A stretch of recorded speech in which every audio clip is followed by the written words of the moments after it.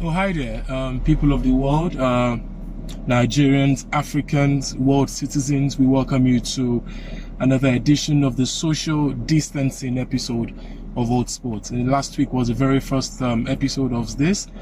And we thought, or I thought, that it would be the only time. It would be a one-off thing. But what do we know? Lagos is put on a 2 weeks lockdown, which is very necessary if you ask me. And at this time, which is also making me, to come to you with another edition of the social distancing episode of HotSports, the longest running independent sports show on Nigerian television. We want to thank you very much for still being there, even in these very difficult times. I hope you're keeping safe. Or else I'll be mad at you. I hope you're washing your hands. I hope you're using the soap and water and alcohol-based sanitizers to make sure that you keep safe. We'll go for a quick break, and when we return, we have a cast of newbies, of returnees, of constant guests on the show spread across for your own viewing delight. We'll be right back from this break. Of course, this is HotSports. Remember that, of course, we'll be coming back very, very shortly with everything making news and making rounds in the world of sports.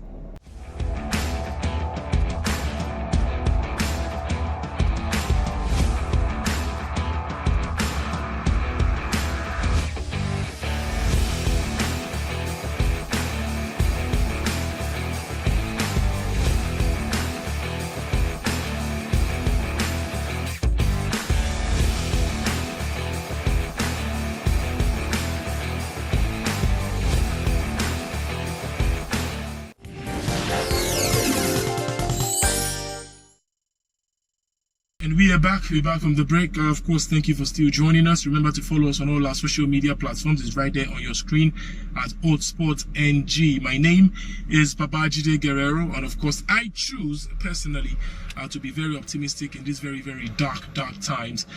It's a very dark phase for the entire humanities. Death toll is on a record high in different parts of the world, but we still choose to be very, very optimistic. Well, so my guys are on standby about to join me on this video. Of course, I've got Dare Oguns. Dare is still very much, right there enjoying his isolations or quarantine, should I say. Meanwhile, Dare Oguns is in here, as well as Okpeyemi Lawal, Hilarious Okpe, like we like to call him. Recently, during the last couple of weeks on HotSpot, I did mention that we're going to be bringing females. I'm tired of these guys with their testosterone flying everywhere and male ego or something, too much muscles.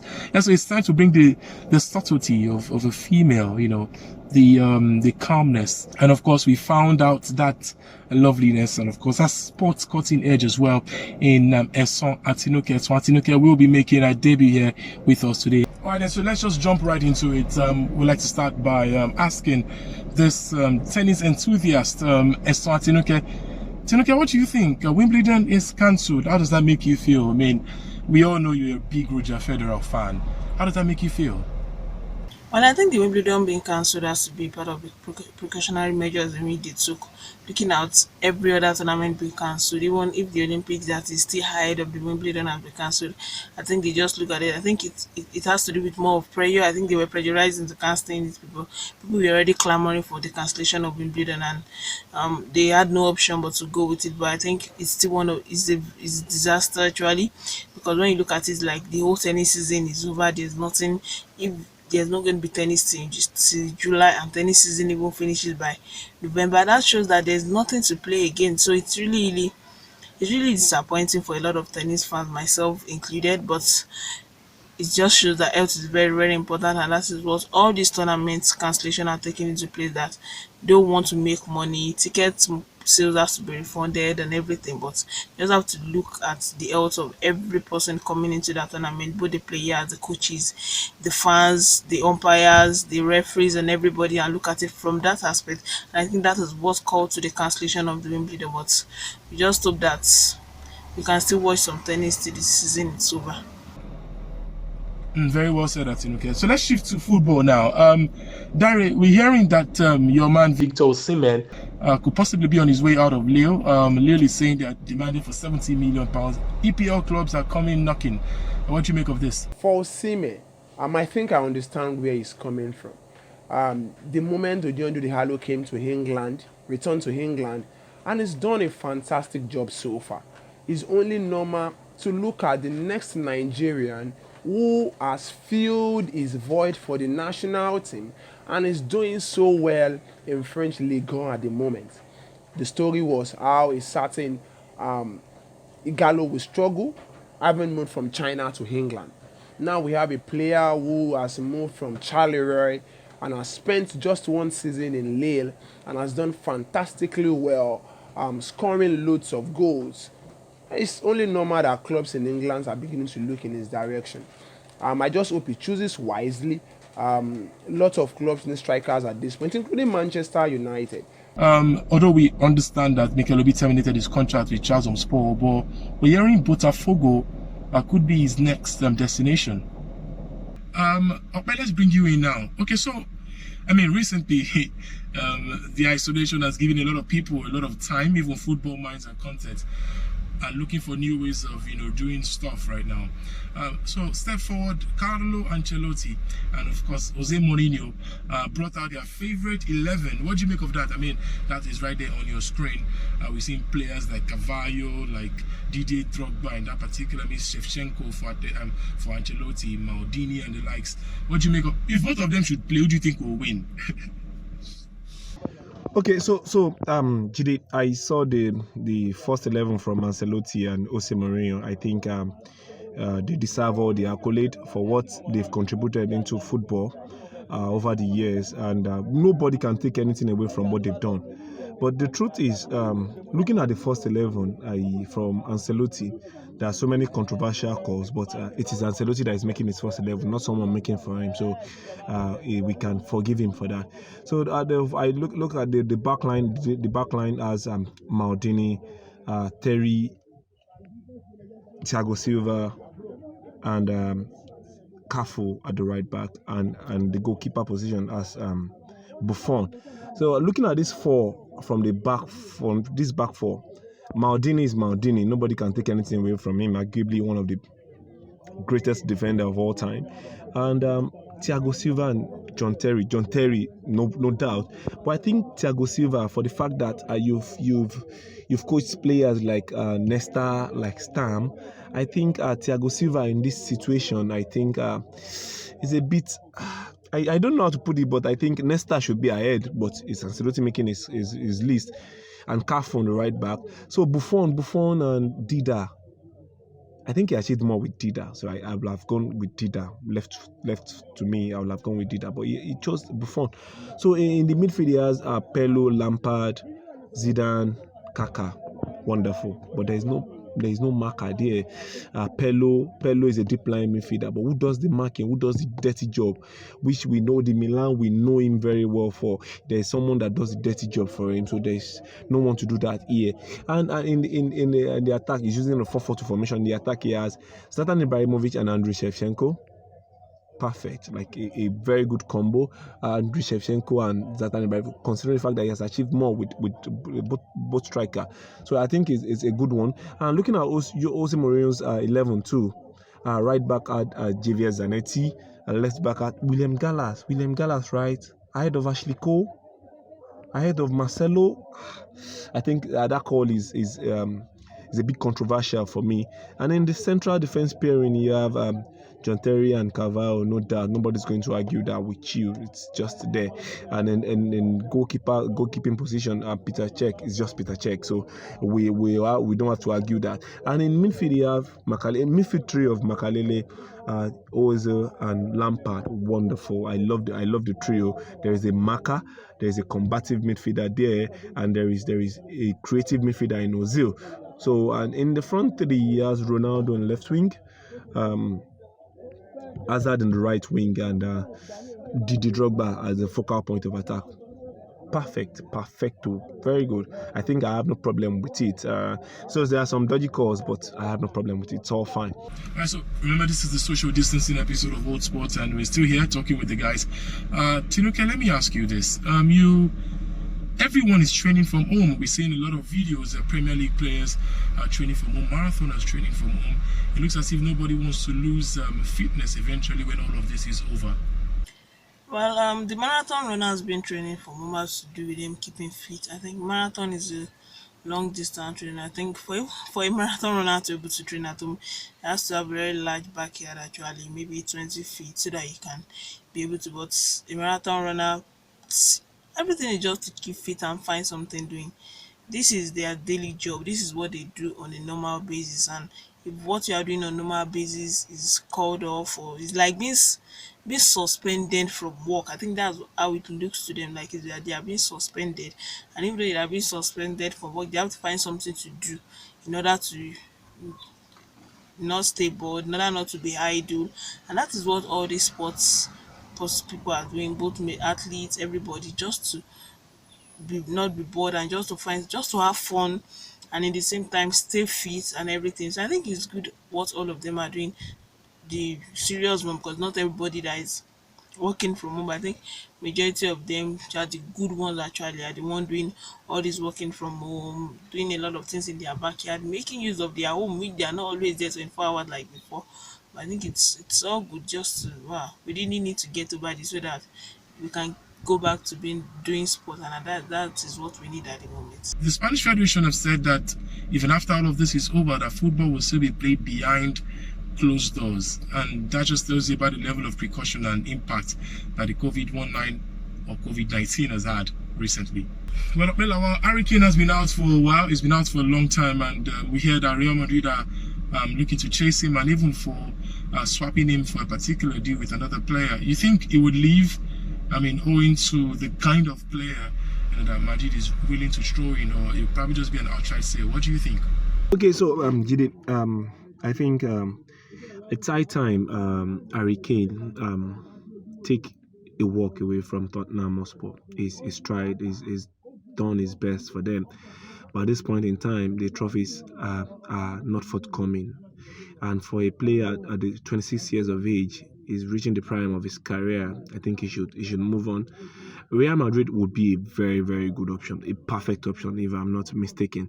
And considering the fact that they are ready to swap in some players, Marcelo, and option to buy either James Rodriguez or Gareth Bale, makes it even more interesting. I think Liverpool, pardon, I think Tottenham should jump on it, because at this point in time, we all know, he said in Instagram, one Instagram question and answers a couple of days ago, that he loved Tottenham Hotspur, but at this point in time, I think if it's right time for him to leave, he will leave, considering the fact that things are not the progress he expected are not forthcoming. So I think he should take a walk. Joining Real Madrid would be just perfect. The Real Madrid that are trying to replace Karim Benzema, so he should just go to Real Madrid. He will get the trophies. He would be more successful at Real Madrid than at Tottenham Hotspur. So the option of Marcelo, considering the fact that Tottenham Hotspur are having problem with the left back presently. So Marcelo, though you argue with me that he's 31 years of age, I think he's getting old, but he still has so many things. He has so many things to offer. So they should give it a try. And an option to sign either James Rodriguez or Gareth Bale. Gareth Bale has once played in Tottenham Hotspur. He once played at Tottenham Hotspur. I think going back home is just would be just good for him. Considering the fact that Madrid just wants him out, going back home to where you're loved. I think they should choose the option of taking Gareth Bale ahead of James Rodriguez. Yeah, he's played in the Premiership before. He knows how things are being run here. So I think it will be perfect. So, and at the end of the day, you still get money on the deal. So why not let it go?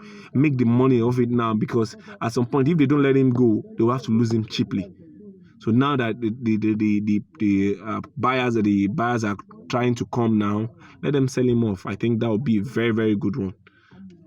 And Harry, to you, Paul Pogba seems to be that player that really nobody can tell what's going on in his mind or in the mind of his agents. It's been one war from another.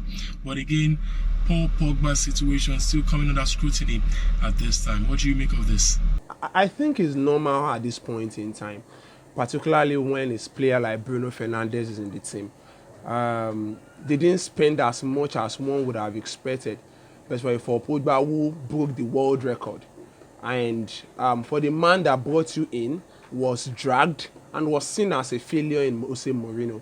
I think it's normal that Paul Pogba himself is being dragged, is being scrutinized as well. And also when you consider the fact that he spends more time in front of the cameras and with the medical teams than what he's been bought to do. Manchester United recently have looked more formidable without him, which shouldn't be, which is abnormal for the most valuable asset of the team. And yes, there's also been question of how unity has been in the team in the absence of Paul Pogba, and also it's normal that clubs, a big club like Manchester United, begin to ask themselves, why did we even buy him in the first place? It's not adding value as much as one would have expected to the team. Yes, they might make their money off the jersey sale and all that, but the main objective is to play football, score goals, provide assists, and also, put in the numbers. All of this is not doing at the moment. Bruno Fernandes, even Anigalo, has been more valuable this season than him. So what do you expect? They can afford to sell him and let go and bring in a player who will cost less but be more productive. Well, and still speaking on the English Premier League, Darry, the Premier League is still undecided whether or not to give Liverpool the league, or probably start all over again, or probably just null and void that particular season, or just continue when all of this is over. Still very much undecided. I was reading on Thursday and how Club Brugge could be announced the winner of the Belgian league, and everything will remain according to the table. Clubs like Charleroi, clubs like Antwerp, clubs like Gunk, who are second, third, and fourth, will be allowed to face the European qualification. Clubs in the relegation water will also have to go down, since it's just a game left, and with Club Brugge topping the league with 15 points above the Gunk in second position. I think it's normal to do that in the Belgian league. However, in England, there are lots of things that is with this, or that are with this. One, the fact that it's 25 points, yes, but they have not won the league. The fact that other teams from second to seventh have a feeling they can still make the Champions League spot. The fact that clubs in the relegation still have a lot to fight for will make it very difficult for anyone to announce Liverpool as the winner. But in the quote, I was reading an article from one of the Liverpool legends 2 days ago, and it said, what has changed? In November, we all said Liverpool should win the league when they were topping with 18 points. Then, because the league is cut short, we shouldn't give them the league anymore. The question is, what has changed? And in truth, what has changed? 25 points now, 18 points then in November. We all agree they should give them the league. So what has changed? But to boxing now, and amidst all these coronavirus issues, Anthony Joshua has come out to say he's sending condolence and strength the way of the victims of COVID-19. Apparently, he said he's lost some close friends and allies to this wicked virus that got everybody thinking.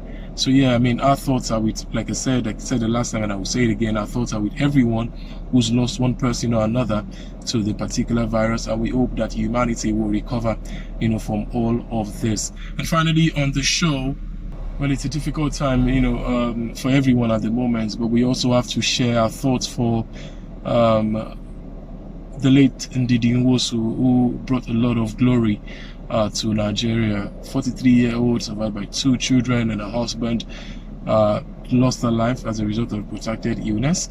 And apparently, she was one of those shining lights, unfortunately, and she had a particular illness and died through some spinal cord injury that she suffered, right there in 2018. And she was also a gold medalist at the Gold Coast Commonwealth, as well as the very, very outstanding Rio 2016 Para Olympics, where she also won gold medal. She's one of those shining lights who really will be missed in the sport. Yeah, I think it's a call for the bodies to do well to reach out to the families of the Nwosu and look after them, possibly create something for them. Wouldn't be a bad idea. for people like her and her kind. Well, again, we want to say a very big thank you to the frontliners, to the last line of defense, which are doctors, as well as everyone staying safe at this time from stopping the spread of coronavirus. We also want to say that our thoughts are with the families of people who are currently at the hospitals and trying to, fight for their lives, literally, against this huge virus that is affected everyone directly, I must say. So, but big ups to the guys that have made appearance on the show today. Opmelawao, I see you, thank you very much. As well as Eson Atinuke, thank you so very much for making your debut. Yeah, great debut for you there. And as well as Dario Ogun's part of the furniture these days. All these guys are putting a decent shift on the social distancing episode of HotSports. And of course, my humble self, my name is Babajide Guerrero. We will see you again next week Saturday. It looks as if this is how it's going to be these days until when things get back to normal. Remember, keep washing your hands, stay safe, stay home, look after yourself, look after each other. Until then, God willing, bye for now.